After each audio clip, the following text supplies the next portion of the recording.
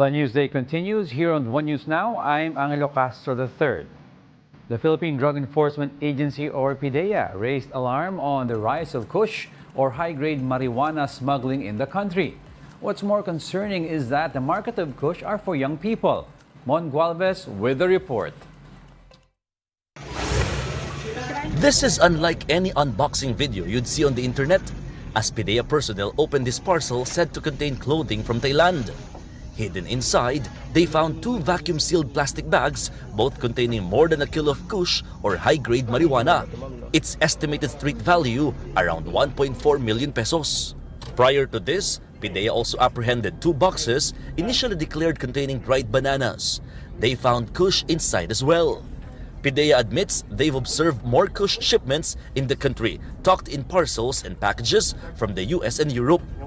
Per PDEA records since January to November, they already confiscated more than 900 kilos of kush. A huge jump from their 2022 data when they were only able to apprehend almost 19 kilos of the said drug. Further, the country's drug enforcement agency monitored an influx of kush entering the country since Burr month started.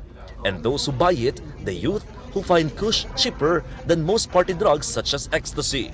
Season na maraming pera, maraming party, maraming pupuntahan, maraming gimmick. At usually kasi bakasyon, mataas ang potent nito. Meaning? Mas malakas na. Ang tama, oo. PDEA has ramped up its social media monitoring as they learned most communications between pushers and buyers happened here. They've also intensified ground intelligence and is now seriously considering regularizing K9 trainers who are currently job order employees. Those who will be caught engaging in kush smuggling face a fine of up to 10 million pesos and lifetime jail term. For News 5, I'm Mon Gualvez. We are One News. The Philippine Coast Guard warns the public against Port Scalpers. The PCG said Port Scalpers are demanding unauthorized payments from passengers to expedite their entry. They are working with the PNP's Maritime Group, Philippine Ports Authority, and local governments to monitor the situation. For now, the PCG advised passengers to report any individuals soliciting money for expedited entry in ports. Namimili na ang ating mga kapatid ng mga prutas para sa medianoche. Para makakuha pa ng karagdagan impormasyon tungkol dito, makakausap natin si mobile journalist Merymon Reyes live mula sa Quiapo. Merymon, ano ba mga bestseller na fruits dyan? Angelo, magandang umaga sa iyo. So far, nakikita na natin dito na dumadami na ang mga tao sa Quiapo. Nakatayo ako dito sa may Plaza Miranda, kung saan dito yung hilera na ng mga namamalengke ng prutas. Kasi para sa bagong taon, para makakuha daw ng swerte, 13 round fruits ang kailangan na mailagay o mai-display. Pero so far, base sa mga nakausap natin, normal pa o mababa pa ang presyuhan ng mga prutas dito. Pero they're expecting na sa mga susunod na araw, especially on December 29, 30 at 31, papatak na ng 50 to 100 pesos yung magiging taas ng presyo nila dito. Kung iisa-isay natin dito, yung kiat-kiat o yung maliliit na oranges, 100 pesos pa siya per kilo sa ngayon. Ang pakwan, 80 to 100 pesos kada kilo. Ang mansanas, 50 to 30 pesos kapag tingi-tingi. Meron din naman dito nagbebenta ng 3 to 4 pieces na nasa 100 pesos ang halaga. Yung green apple, 40 pesos per piece. Yung saging na saba, kasama raw ito. Saging, strawberry, kahit hindi raw ito round fruits, technically, even yung mga mangga, kasama ito sa mga tumataas ng presyo. Pero for now, ang presyo nila, saging na saba, 50 pesos per kilo. Saging na lakatan, 120 per kilo. Saging latundan, 70 per kilo. Ilan pa sa mga round fruits na mabenta dito? Ang melon, 130 pesos kada kilo. Ang mga grapes, 200 pesos kada kilo. Oranges naman, 35 pesos kada piraso. Pongkan, nasa 54 pieces, 10 pesos kung tingi-tingi. Peras, 50 pesos, 4 pieces dito. Kapag tingi-tingi naman, 20 to 35 pesos. Ang kiwi, 35 pesos kada piraso, 100 pesos kada 3 piraso. Ang longgan, 240 pesos kada kilo. Ang muscat grapes, ito yung parang green grapes na malalaki ito, 200 pesos kada kilo. Pero ang nasabi sa atin, baka bukas o sa mga susunod na araw papatak na ng 300 to 350 pesos itong Muscat grapes. Ang dalandan 60 pesos per kilo at ang strawberry 120 pesos per pack. Matumal pa raw ang bentahan sa ngayon pero kasi ang sinabi nila dito, pinalipas muna ng mga tao yung Kapaskuhan.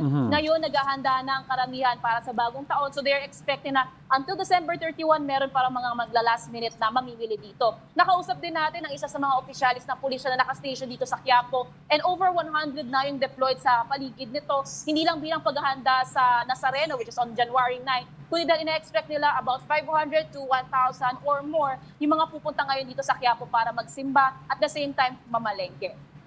Yes, Marymon, of course, yung pagbibili ng prutas, ano yan, last minute yan para fresh eh. But on the day itself, may nakausap ka ba mga tindero at nagsasabi na sapat pa ang supply, kung sapat pa ang supply ng mga fruits, can they accommodate all these, the influx of mga buyers natin?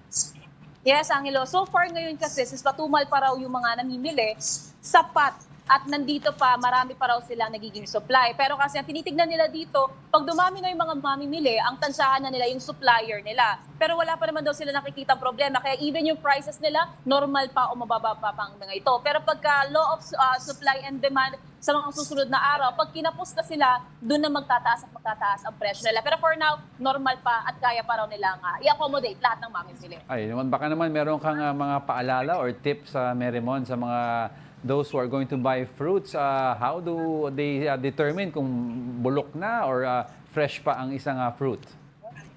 Yes, una-una sa lahat, visually, kailangan mo munang tignan kung malambot na ba, kung may mga pekas-pekas na itong mga prutas. Kasi yung ilan sa mga ito, mukha lang siyang okay, pero kung sisilipin mo pa, kung bubusiin mo, pabulok na ang mga ito. Isa pa sa mga tip na nakuha din natin, matutong pisilin yung ilan sa mga prutas na ito. Kasi yung iba kapag medyo matigas pa, ibig sabihin, hindi pa siya naihinog. So meron pang, pwede pang may storage life siya na about 2 to 3 days. Pero kung wala naman daw tayong ideya pagdating sa pagtingin ng mga prutas, ang pinakamaganda dito ay magtanong at mag-canvas sa lahat ng mga nagtitinda ng prutas dito. Para yung iba, magagabayan kung masasabing aabot pa ito sa January 1, aabot pa ito sa December 31, o para naman doon sa last minute na mamimili, siguro maging open na lang din sila na baka either hindi pa ganun kahinog yung kanilang mabibili on the day. So mas magandang mamili na sila ng medyo maaga-aga na raw.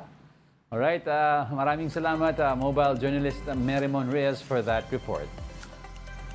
We'll be back with more stories after the break. Keep it here on One News.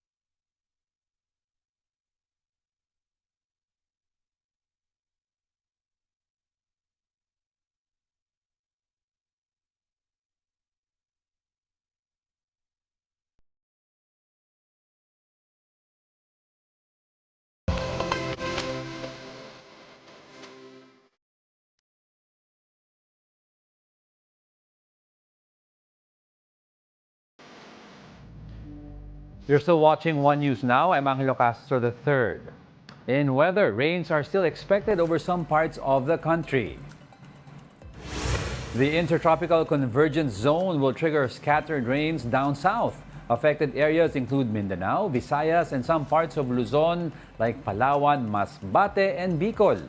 Up north, particularly in Ilocos region, the amihan will continue to bring isolated rains. Metro Manila and the rest of the country may also experience rains due to localized thunderstorms.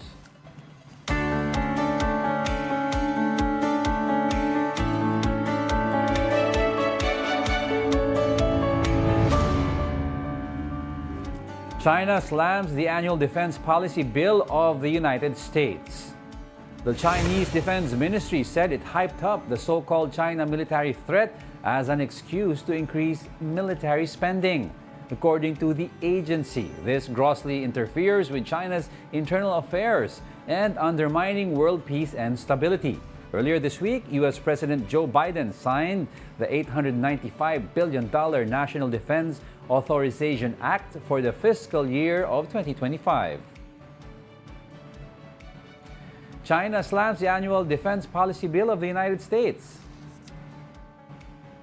In other news, Azerbaijan has observed a nationwide day of mourning for the 38 people who were killed in an air crash yesterday. National flags were lowered across Azerbaijan while traffic across the country stopped at noon. Signals were sounded from ships and trains as part of Azerbaijan's mourning. The Azerbaijan Airlines Embraer 190 was supposed to fly to the Russian city of Grozny in the North Caucasus when it went down to the ground. 29 passengers survived the crash, and 9 of them were already rescued by the Russian government. How long does your power bank last on a full charge?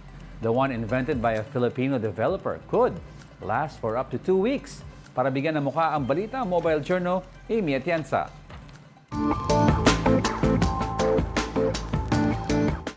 Madalas ang alam nating power bank yung ganitong maliliit lang. Pero ibahin mo ang isang Pinoy na ito, nakagawa ng ganitong kalalaking power bank na maaari raw makatulong sa mga tropa nating sundalo. Solar-powered at gawa lang sa mga simpleng wiring at mga plastic container. Yan ang SolarRev Power Bank Generator na nilikha ng isang Pinoy para sa Armed Forces of the Philippines. Karaniwang problema raw kasi ng mga sundalo ang kawalan ng kuryente sa kanilang mga deployment. Usually, pag cyber defense, may mga off-grid na activities yan eh. Ang problema with the off-grid activities, ang aasahan mo lang, generator na maingay or other source ng kuryente. May iba't ibang version pa nga ito. Specialized na rin daw kasi ayon sa mga kailangan ng respective AFP departments ang mga nilikha ni Giancarlo. Mayroong version para sa Philippine Air Force at pati na rin sa Philippine Navy na umabot na nga raw ang paggamit nito hanggang West Philippine Sea. At ang best version nila, isang shockproof at bulletproof power bank generator. Especially this one, ito yung bulletproof and shockproof na version. So, ito yung ginagamit naman for mga ranger operation, actually special forces din, marines, kasi shockproof, waterproof, bulletproof yung harap niya, may plate yan sa loob. Tsaka yun nga, ito yung usual na binadrop test namin sa mga event. Kung gusto mo makita, yung iba tinatapon pa yan ng mas mataas, pero ito kasi mababa lang. So yan, naka-on. Sa iba, kung international yan or commercial, sira na yan. Ito, buo pa rin. Kung pakunatan ang pag-uusapan, ang isang SolarRev power bank generator ay umaabot lang naman ng 1 to 2 weeks. At kung nanaisin mo namang patagalin pa ang buhay nito, abay simple lang. Kailangan mo lang ng solar panel at matic na magre-recharge na agad yan. Kayang-kayang gamitin hindi lang para sa military forces, pero pwede rin pati sa mga mahilig mag-hiking at long trips ng barkada. Pero bukod sa paggawa ng ganitong mga power bank, isa pa raw sa mga advokasya ni Giancarlo ay ang matuluan din ang mga kapwa Pinoy na gumawa ng sarili nilang SolarRev. Ang offer niya, libreng mga pa-seminars. So from military training, dinala namin sa Tactical Survival Arms Community. Ito yung private naman na open to all Filipinos. Sponsor naman ng Arms Corps to. So, free yung mga lectures dyan. Ginagawa yan sa mga malls. Marami pang developments ang plano ni Giancarlo. At ang pinakamahalaga, maipalaganap niya ang kanyang kalaman at kasanayan sa bawat Pilipino. Mobile journalist Amy Atienza po, hatid ang muka ng balita. And those are the top stories of the hour. Diego Castro, we are One News.